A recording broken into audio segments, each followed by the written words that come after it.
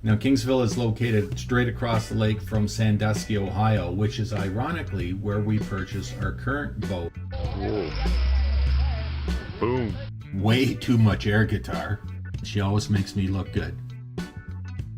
Man, we were bouncing around. Holy smokes. Uh-oh, looks like the coppers are coming, Muggsy. It's a bust. In this video, we're going to take a look back at our 1987 Sea Ray 300 Sundancer, Boogaboo 3. Don't forget to follow the link in the description. Take a look back at our prior 4 boats, including our 2 previous Sea Rays. I want to pre-apologize because some of the video clips that you're going to see in this presentation are going back over 20 years, so they are going to be of lower quality and lower resolution. Here's a copy of the original sales brochure, and it gives you all the specs. So if you want to dive a little bit deeper, just pause the video and take a look at this right here. As YouTube wasn't a thing when we first bought this boat back in 2005, I'm going to spend a little bit of time in this presentation and just highlight some of the adventures that we did, as well as go over some of the firsts, because this boat was, in many instances, a lot of firsts for us. So I hope you enjoy. Let's step back in time. There we are, first look at the boat, February 2005. The boat was located in Kingsville, Ontario, which is located on the north shore of Lake Erie. Now, Kingsville is located straight across the lake from Sandusky, Ohio, which is ironically where we purchased our current boat in our 6th Sea Ray, but that is a video for another day. So here I am stepping on board for the first time with a video camera, that is. Quick look around. Again, I apologize for these jittery videos, but this is all I got. Just have a quick look down inside where day 1 Anchor Girl is already doing a thorough cleaning job. And if you just look real quick there, I passed by it real quickly, was the fridge sitting on the galley, because when we bought the boat there was a brand new fridge that had yet to be installed. So that was the first project that I did on that boat.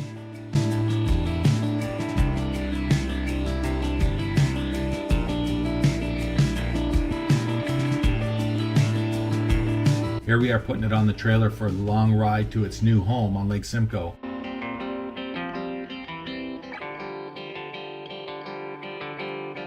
Again, I'm going to leave a link in the description to this video that you see right here, where we were moving our 330 Sundancer, which was a couple of boats down the road, but again, another video for another day. So 6 hours later, and Boogaboo is in its new home. Yeah, and just in time, because you can see there's still a bit of snow on the ground. Actually, when we had left here the day before to go get the boat, there was still ice in our slip. So I was happy that it had opened up by the time we brought the boat home.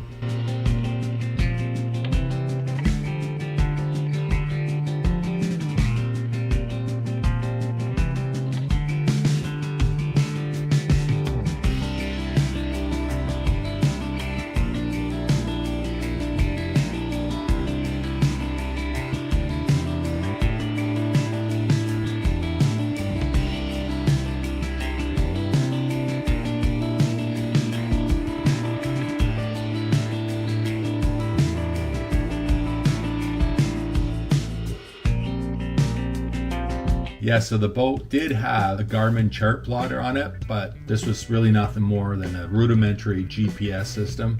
And to get a graphical representation of where we were, I was able to tie it into my laptop using a program called Kw. Thankfully, Santa Claus showed up the following Christmas with a real chart plotter.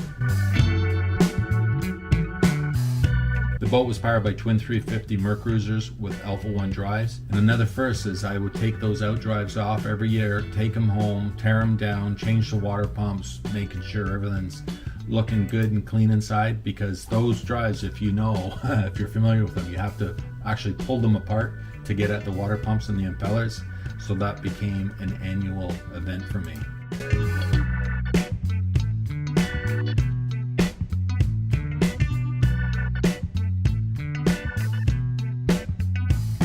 Not only that, I was able to sand them down, repaint them, and give them a thorough inspection before putting them back on the boat the following year. So when they went back on the boat, everything was shiny and clean.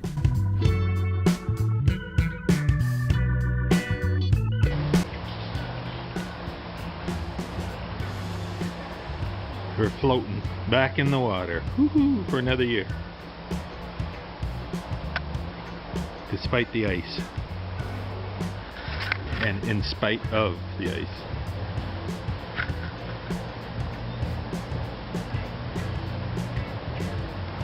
So everything's all ready to go. New names on her. So Anchor Girl, what do you say we get out and hit the water?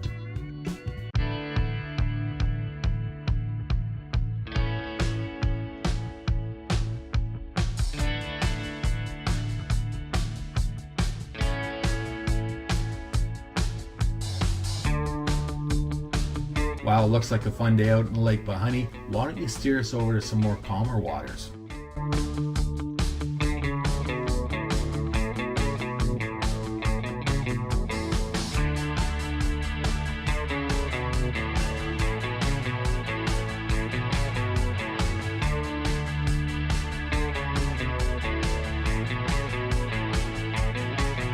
Our first big getaway with this boat took us to this lovely spot on Stony Lake at Burley Falls.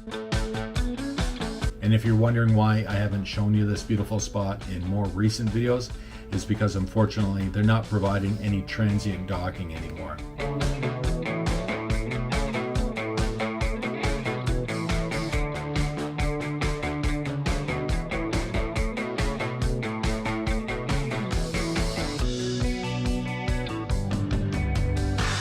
Leaving Burley Falls, we had to go through an area called Hell's Gate. And at first glance of the charts, it looked a little intimidating because lots of rocks, lots of hazards. But fortunately, it's very, very well marked. And if one pays attention, it's not an issue going through there.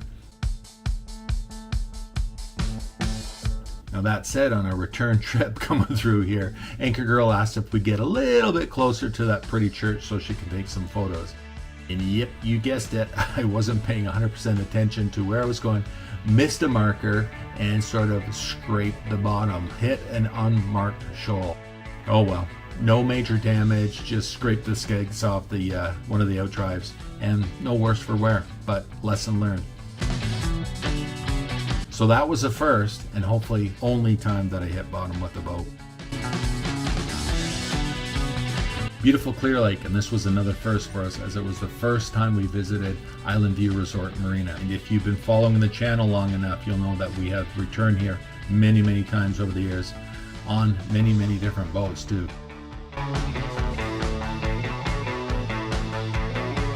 Well honey, let's go for a walk. I got my snazzy Hawaiian shirt on, so let's go see what's in town.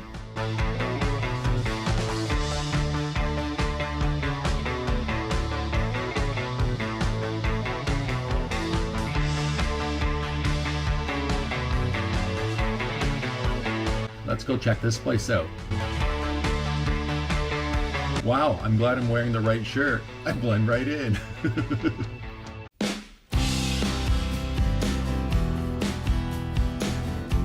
Heading downbound with our first trip through the world's tallest lift lock at Peterborough.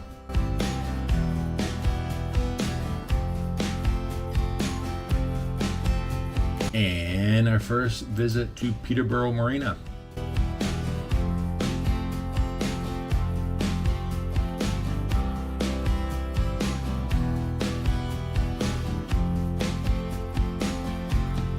Okay, I got another spiffy looking Hawaiian shirt on as we head south all the way down to mile 0 of the Trent-Severn Waterway at Trenton.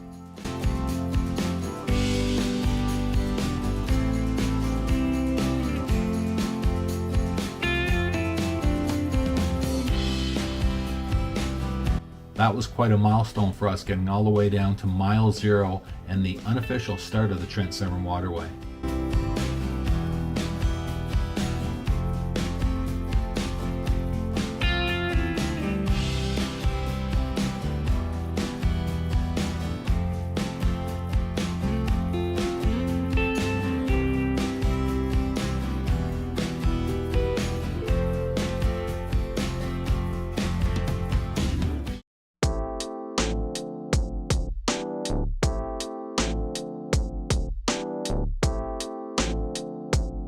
Homeward bound at the end of our holidays, but fate would have different plans for us because when we reached lock 39 there was mechanical issues with the lock itself. We were unable to get through, so we ended up spending the night there at the side of the lock, And again, another first for us, as we had never spent an overnight at a lock.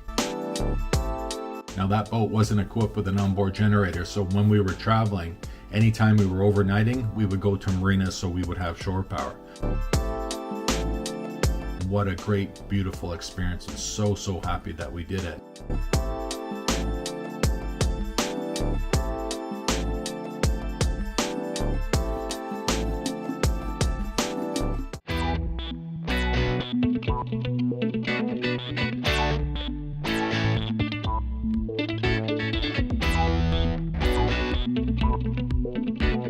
Another first as we headed northwest on the Trans-Siberian Waterway towards Georgian Bay and headed over North America's only marine railway at the Big Chute.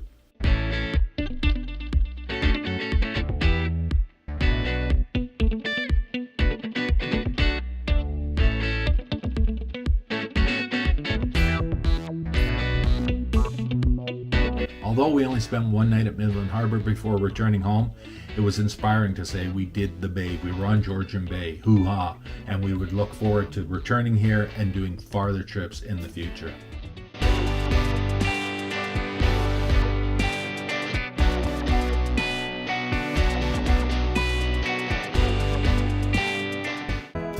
By the end of the 9th season at our first marina, we're starting to feel like it was time to move on.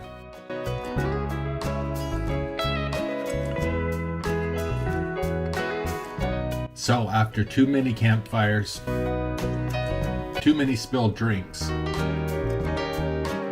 way too much air guitar, too many silly shirts and matching koozies, too many silly hats,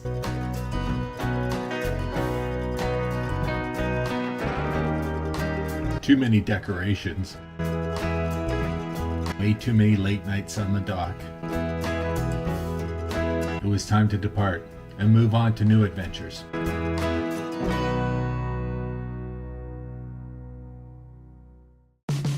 So at the end of that year, we moved to a new marina, and it looks like we got here just in time.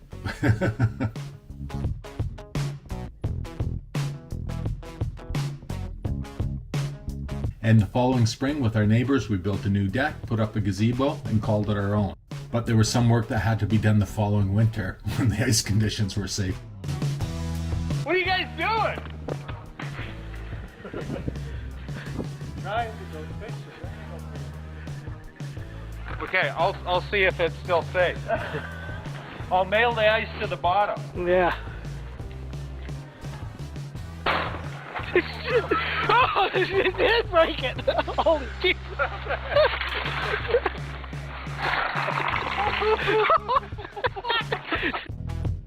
Happily, we were able to complete that little roof extension with no further incidents, and it would be all clear sailing for the rest of the season.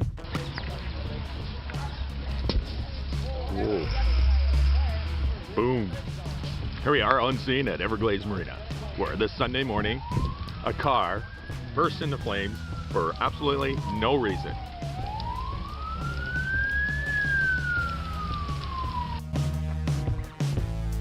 We never did find out why that car started on fire all by itself, but the fire department put the fire out, no problems, nobody was hurt, so it was all good. Just an interesting day at the marina. As any boater can tell you, docking in the wind can sometimes be a tricky situation, and I've heard enough times that putting on a bow thruster on our boat would make my life a lot easier. But luckily for me, I got the world's greatest first mate, and she always makes me look good.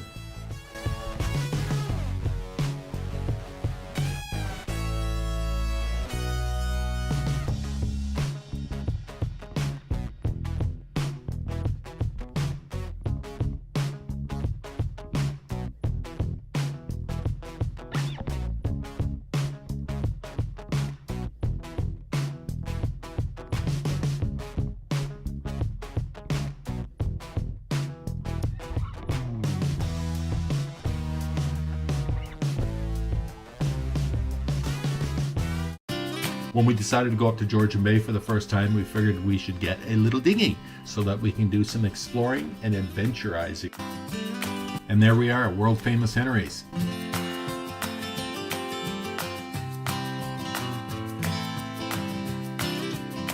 Our first boat ride around Frying Pan Island. Boy, that was beautiful. Look at the rocks. Awesome, awesome.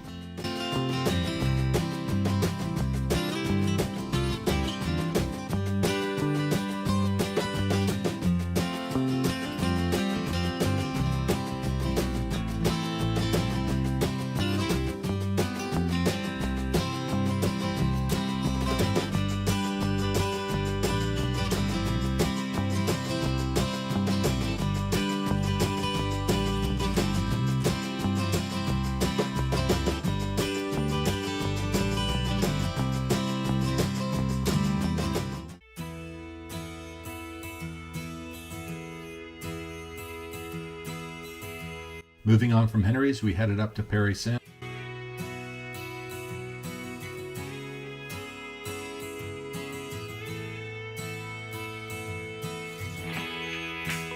And another first for us. We actually saw a bear swimming across the channel. First time we had seen a bear in the wild, and that was so cool.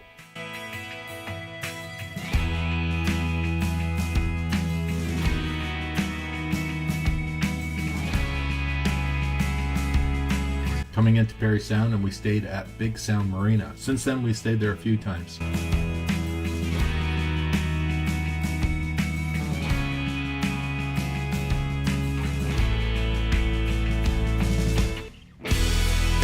And when we were there, we found this little stuffed bear, so we bought that. He lived up on the dash next to Elvis and my other little toys up there. A few days later, we met up with some friends and anchored out for the first time ever out in Georgian Bay.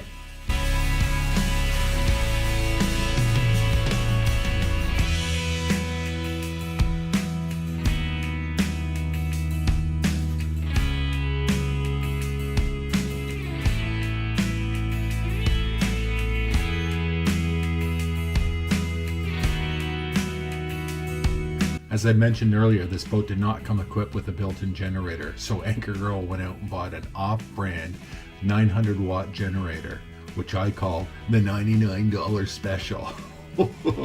Well, you know what? It was good enough for that first little trip, but it didn't even last to the end of the season. It just died, and I couldn't bring it back to life, so that thing ended up out in the street with a free sign on it.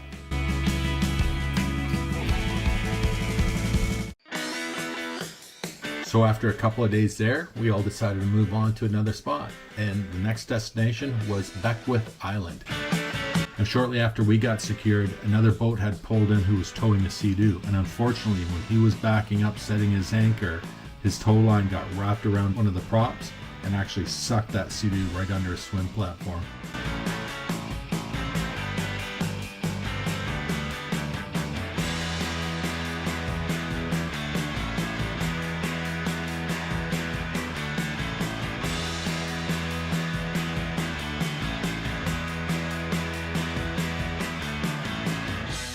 But he's got his Sea-Doo all pulled out, no issues, and we had a beautiful sunset. Unfortunately, the wind came around and bit us. Oh wow, man, we were bouncing around, holy smokes. All night the wind picked up. We had known what the forecast was, and the wind was supposed to be coming from that direction, which it did, but it was so windy that the fetch came around the island and hit us sideways. And one of our fellow travelers said she felt like she was in a washing machine all night. Man, oh man, that was rough. And look at that, even little Elvis is getting kicked around. The next day was cool but sunny, so I took Anchor Girl to shore to walk on this beautiful sandy beach on Beckwith Island.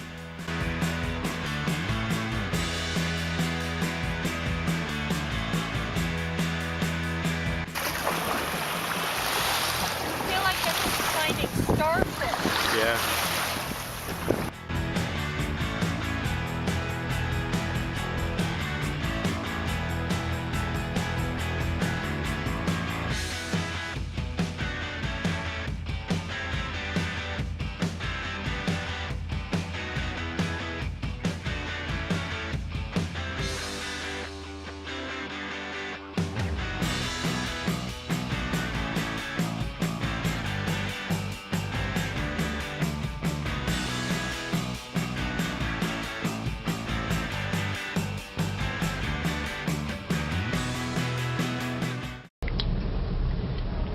Okay, day one of the holidays, July 24th, 2009. We're just getting ready to pull out here. Port engine's got 279.4 hours and the starboard 1022.1. 4:30, Friday afternoon. We're out of here. Well, it's another season and another trip to gorgeous Georgian Bay. We're going to find a perfect spot in one of the designated overnighting bays of the Massasauga Provincial Park. Yeah, and there we are, 4 of us in beautiful Gilman Bay. When we stayed here, it was free to overnight in one of the designated anchoring bays. However, they did charge $10 per boat if you had a line attached to shore.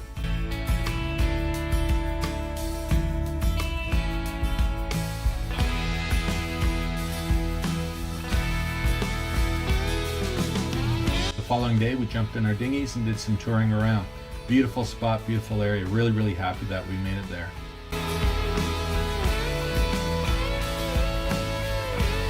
Yeah, and it's a good thing I had Anchor Girl there to tell me where to go if I got lost. Uh-oh, looks like the coppers are coming, Muggsy. It's a bust. Actually, no, they were just coming by to collect the $10 fee and, like I said, take the garbage away. When we woke up the morning that we were leaving, it was a little bit of fog, but it didn't look too bad, so we decided to carry on our way, head back towards home.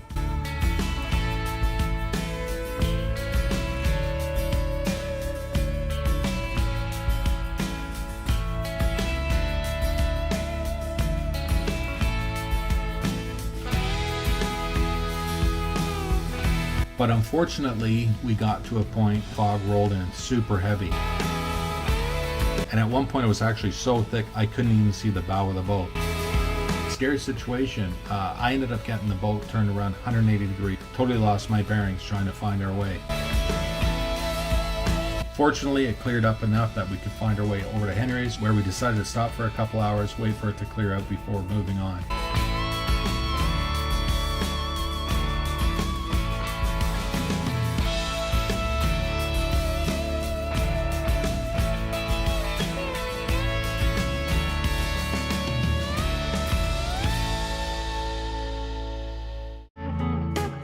Well, we come to the end of this journey with our last getaway aboard Boogaboo 3. Not going to be sad because it was a great boat, 6 seasons. We did a lot of traveling, as you saw, had a lot of great times, tons of beautiful memory.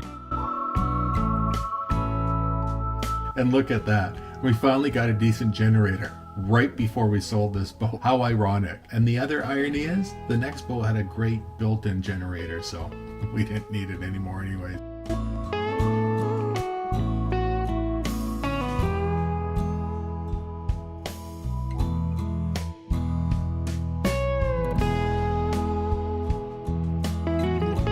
So one more beautiful morning aboard Boogaboo 3 before heading home.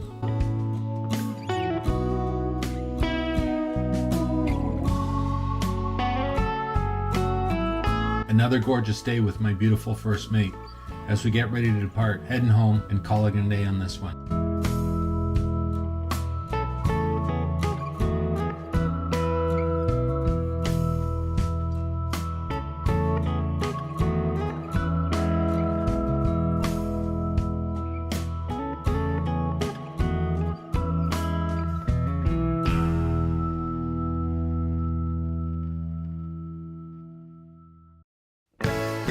But don't go anywhere, because on the next video, we chart our greatest adventure yet, heading all the way down to the great state of Michigan to buy the next Sea Ray, our beautiful 400 sedan bridge. So hop on board for all the incredible stories from this beautiful boat, our 4th Sea Ray. I guarantee there's going to be a lot of fun stories. It was the bench. See? I think it's the chair. Lean back and relax like you just were. Okay, go.